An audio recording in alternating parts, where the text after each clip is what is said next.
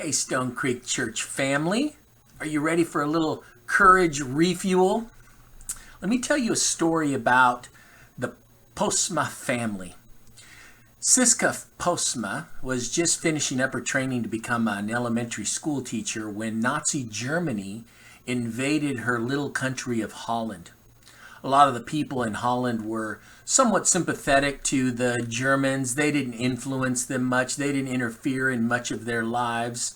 But in her little village, little by little, some of her family, some of her extended family, some of her friends, and some of the villagers began to join in the Nazi regime and also in support of the Nazis' agenda to annihilate the Jews. In fact, she lived in a little village with her father and with her brother. And they were coming home one day and they saw a sign outside their village that said, "Jews and dogs forbidden." They were shocked, but as they saw more and more people in their community kind of be sympathetic, they grew even more shocked because they knew that the Germans' goal was to identify, to deport, and eventually to annihilate Jewish people. So they were surprised one evening when the pastor came into their home, and after some sweets and some tea, his face got really serious and his voice got low, and he asked Siska's father, Georg, "Would you be willing to take someone in?" Now he knew immediately what this meant. This someone would be a Jewish person. Someone to be hidden, someone to be fed, someone to be clothed, someone to be hidden not just from the Germans, but from their own neighbors. The father immediately said yes. And then the pastor said, "Well, what about a young girl?" Well, Georg looked right over to his daughter, Siska, and she said yes. And so they took in a little girl, and they kept her hidden, they kept her fed. This young lady did not have any family because they were already captured and deported and eventually killed. And so they kept their end of the promise. They said yes to this opportunity to put their lives in danger, to face everyday anxiety, everyday fear, everyday concern that the Gestapo would come in and search their home. And the Gestapo did search their home several occasions. And they had to keep this a secret from everyone that they knew. And because they said yes, that young lady eventually survived the war, and in 1945 moved to Israel, where she married and was able to have a family. And because they said yes, tree E37 is planted in their honor in the Avenue of the Righteous in Jerusalem.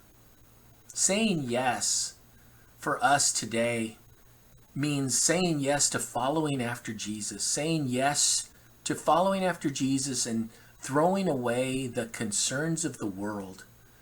How many of us need to be reminded of courageous people, of people who said yes because they knew that something was better? You know, the Bible says that we are surrounded by such a great cloud of witnesses. And so, therefore, let us throw off everything that hinders and the sin that so easily entangles. And let us run the race with perseverance, the race marked out for each one of us. Let us keep our eyes focused on Jesus. He is the author, the perfecter of our faith, who for the joy set before him endured the cross, scorning its shame, and sat down at the right hand of God.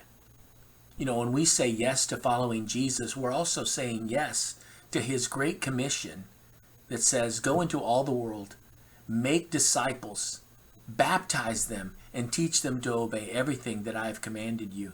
And Jesus says, "I will be with you to the very end of the age." When we said yes to Jesus, we said yes to the Great Commission. Our job is to encourage other people to find hope and healing in Jesus and to get them to say yes. And so our job is to invite, is to encourage, is to point people to Jesus. What can you do in this coming week, in this weekend, to point people to Jesus? You know, inviting someone to church is as simple as just giving them a little card and saying, hey, come join me. You can log in online. You can also come and be in person. Tonight, there is a special life and ministry of Jesus that Jesus Life kids are putting on. A great opportunity to walk through our sanctuary in your own time, in your own group, and hear these stories leading all the way up to the crucifixion and the resurrection of Jesus. And so I invite you to invite others, not just to tonight, but to a life of following after Jesus.